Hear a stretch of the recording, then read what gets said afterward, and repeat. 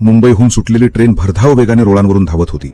प्रवाशांच्या चेहऱ्यावर आनंद होता, पण काही किलोमीटर पुढे एका अंधाऱ्या बोगद्यात दहशतवाद्यांनी एक घातक टाइम बॉम्ब बसवला होता. कंट्रोल रूम मध्ये गोंधळ उडाला. इंटेलिजन्स कडून संदेश आला, पण एवढ्यात बातमी आली की ट्रेनचे ब्रेक फेल झाले होते. डब्यांमध्ये किंकाळ्यांचा महापूर उसळला. आई मुलांना कवटाळून बसली. प्रत्येक जण मृत्यू जवळ आल्याची प्रार्थना करत होता. पण भारतीय सैन्याचा एक जवान क्षणाचा विलंब न करता मोटरसायकलवर बसला. तो वाऱ्यापेक्षाही वेगाने रस्त्यावरून धावत बोगद्यापर्यंत पोहोचला. बॉम्ब फुटायला फक्त 7 सेकंद उरले होते आणि तेवढ्या ट्रेन बोगद्यात शिरली. जवानाने क्षणभरही न विचारता बॉम्ब उचलला आणि गतिमान मोटरसायकल सह थेट खोल दरीत झेपावला. पुढच्या क्षणी एक प्रचंड स्फोट झाला. आकाश धुराने भरलं, पण त्या धुरातून ट्रेन सुरक्षित बाहेर पडली. शेकडो जीव वाचले होते. काही वेळांनी रक्ताने माखलेला जवान झुडपातून रांगत बाहेर आला. शरीरावर जखमा होत्या, पण डोळ्यात समाधान होतं, कारण त्याने शेकडो लोकांना मृत्यूच्या जबड्यातून वाचवलं होतं. पण त्याच्या त्या बलिदानासाठी ना टाळ्या वाजल्या ना गौरव झाला. तो एकटा होता, पण त्याची ही कथा आजही शौर्याचा इतिहास सांगते. मित्रांनो, हा होता त्या अनामिक जवानाचा पराक्रम. जर तुम्हाला ही कथा आवडली असेल तर हिचं स्मरण ठेवावं.